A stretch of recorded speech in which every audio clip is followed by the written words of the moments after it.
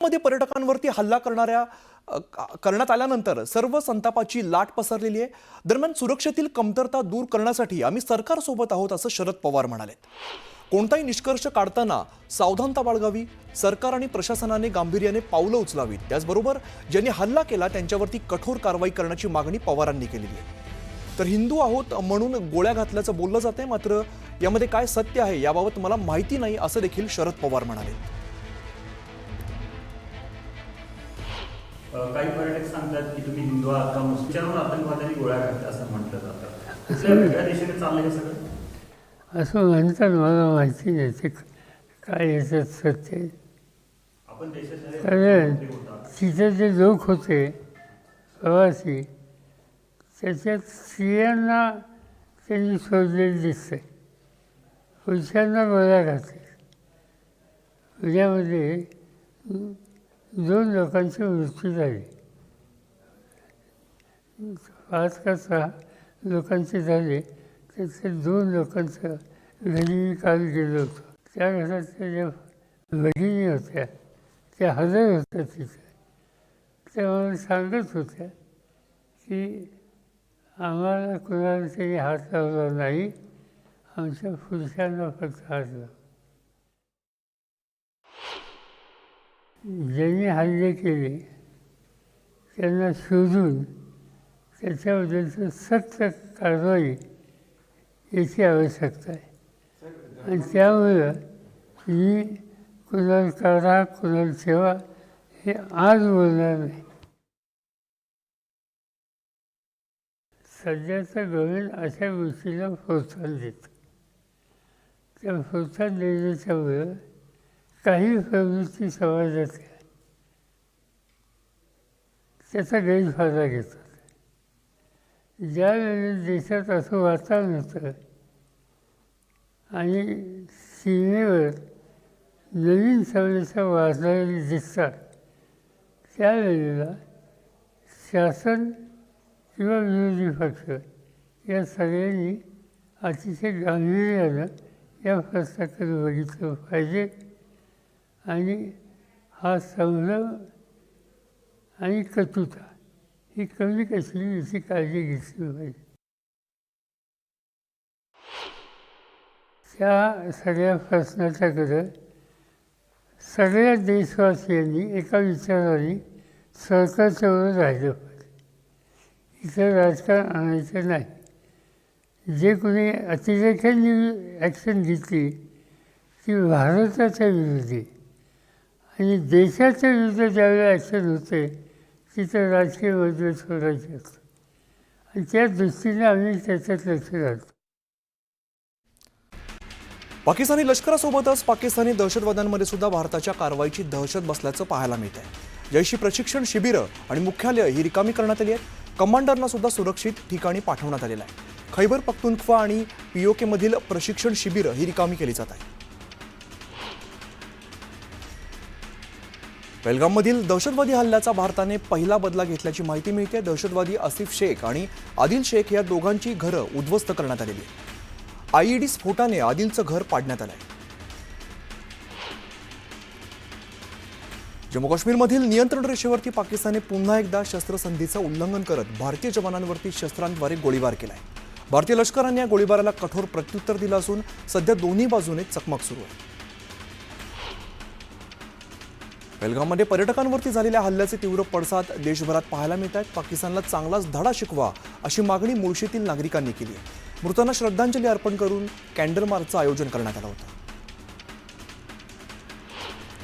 पहलगाममधील अतिरेक्यांनी पर्यटकांवरती केलेल्या हल्ल्याचे पडसाद मनमाडसह नांदगाव शहरामध्ये सुद्धा उमटलेले आहेत। नांदगावमध्ये शिवसेनेच्या वतीने निषेध मोर्चा काढण्यात आला आणि यावेळेला पाकिस्तान विरोधात घोषणाही करण्यात आली।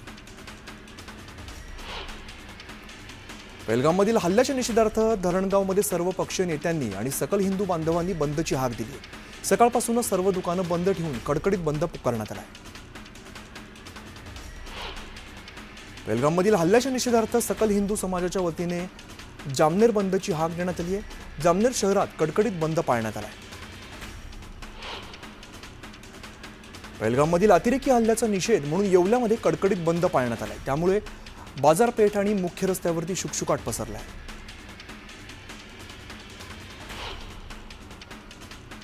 अक्कलकोटमध्ये ठाकरे गटाच्या वतीने पहलगाममधील हल्ल्याचा निषेध करण्यात आलाय. पाकिस्तानच्या पंतप्रधानांची आणि पाकिस्तानच्या झेंड्याची तिरडी काढत दहन करण्यात आलंय.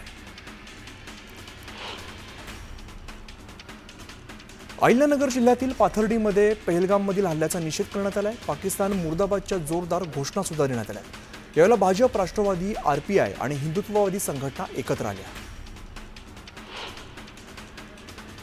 पहलगाममधील अतिरेकी हल्ल्याचा लोणावळा शहरामध्ये सर्व पक्षांकडून जाहीर निषेध करण्यात आला.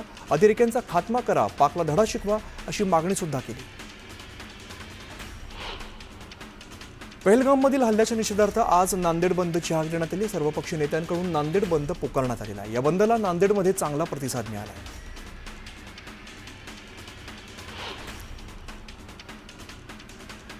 देहरोड कॅन्टोन्मेंट बोर्डच्या आर्मी छावणीत जम्मू काश्मीर खोऱ्यातील पहलगाममधील हल्ल्याच्या निषेधार्थ व्यापाऱ्यांनी जाहीर निषेध केला. यावेळेला रॅली काढत पाकिस्तान मुर्दाबादच्या घोषणा देण्यात आल्या.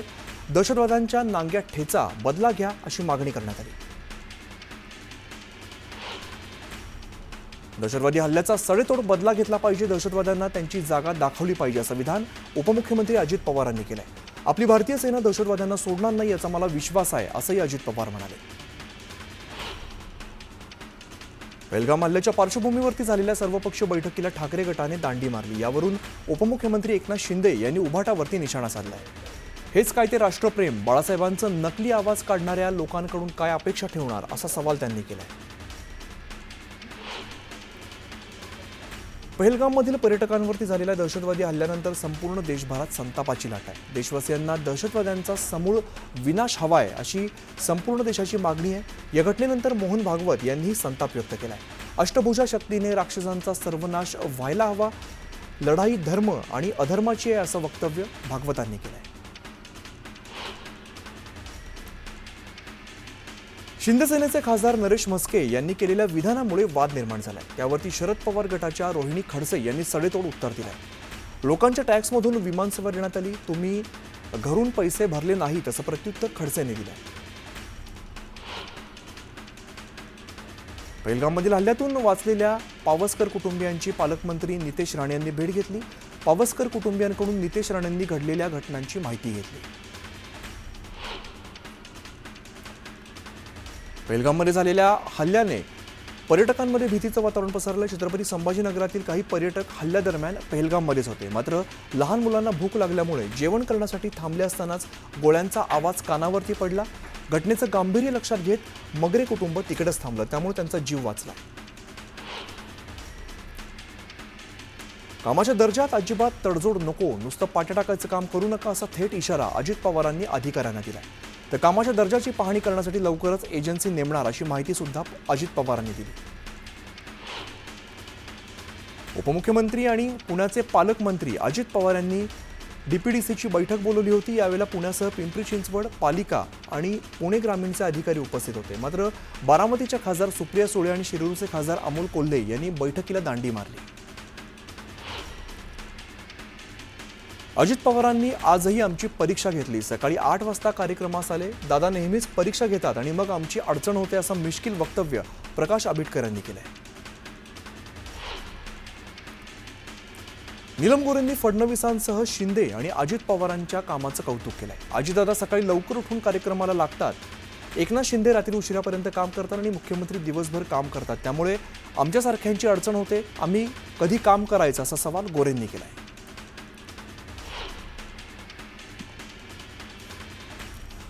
मंत्री जयकुमार गोरेंनी खेडचे उभाटाचे आमदार बाबाजी काळे यांना पक्षाबद्दलचा सल्ला दिलेला आहे. लोक कधी बाभळीच्या झाडाखाली उभं राहत नाहीत, लोक आंब्याच्या झाडाखाली सावली बघतात असं म्हणत गोरेंनी उभाटाला बाभळीच्या झाडाची उपमा दिली. पालघरमध्ये जलजीवन मिशन योजनेच्या कामांमध्ये भ्रष्टाचार झाल्याची कबुली खुद्द पालकमंत्री गणेश नाईक यांनी दिली. निकृष्ट काम करणाऱ्या ठेकेदारांना काम सुधारण्याची संधी दिली असून ज्यांनी दुरुस्ती करावी अन्यथा कारवाई केली जाईल असे निर्देश गणेश नाईक यांनी दिले. पवार कुटुंब एकच आहे, मतभेद असू शकतात मात्र निर्णय एकत्र येऊन घ्यावेत असं सूचक विधान रोहित पवारांनी केले. त्यांच्या या वक्तव्यामुळे शरद पवार आणि अजित पवार यांच्यातील संभाव्य एकत्र येण्याच्या चर्चांना जोर धरला आहे. छत्रपती सहकारी साखर कारखान्याच्या निवडणुकीसाठी 350 पेक्षा जास्त अर्ज आलेत. त्यातून 21 लोक निवडायचे आहेत. तर सगळ्यांना समाधानी करता येत नाही. उमेदवारी नाही मिळाली तर काम करा, रुसवे फुगवे नाराजी दाखवू नका, असं आवाहन उपमुख्यमंत्री अजित पवारांनी केलं.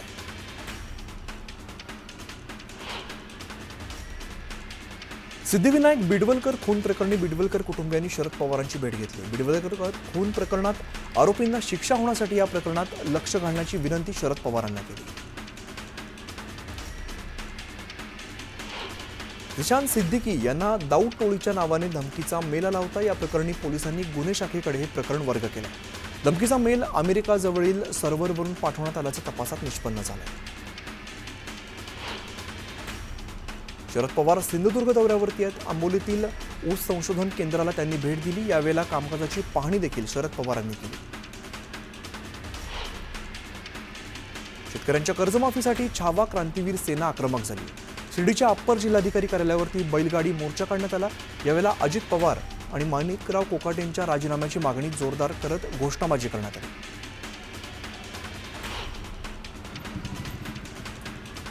शिर्डीत अहिल्यानगर आणि नाशिक जिल्ह्यातील पदाधिकाऱ्यांची महत्त्वपूर्ण बैठक पार पडली. भाजपाचे कार्यकारी अध्यक्ष रवींद्र चव्हाण, सभापती राम शिंदे आणि पालकमंत्री राधाकृष्ण विखे पाटील यांच्या नेतृत्वात बैठकीचं आयोजन करण्यात आलं होतं. मागील 3 दिवसांपासून देशातील सगळ्यात मोठं ऑपरेशन गडचिरोली जिल्ह्याला लागून असलेल्या 3 राज्यांच्या सीमांवरती सुरू आहे. त्यामुळे हाय अलर्ट जारी करण्यात आलाय. 3 राज्यांच्या सीमेवरील करेगट्टाच्या पहाडीवरती 1000 माओवाद्यांना घेरण्यासाठी 20,000 जवानांनी चारी बाजूंनी वेढा घातलाय. जुन्या वादातून नागपुरात तरुणाची हत्या करण्यात आली आहे. पोलिसांनी काही संशयितांना ताब्यात घेतला असून अधिकचा तपास सुरू आहे. अमरावतीत भाजप आणि हिंदुत्ववादी संघटना आक्रमक झाल्यात. पहलगाम इकडे झालेल्या आतंकवादी हल्ल्याच्या निषेधार्थ आज अमरावती शहर बंद ठेवण्यात आले.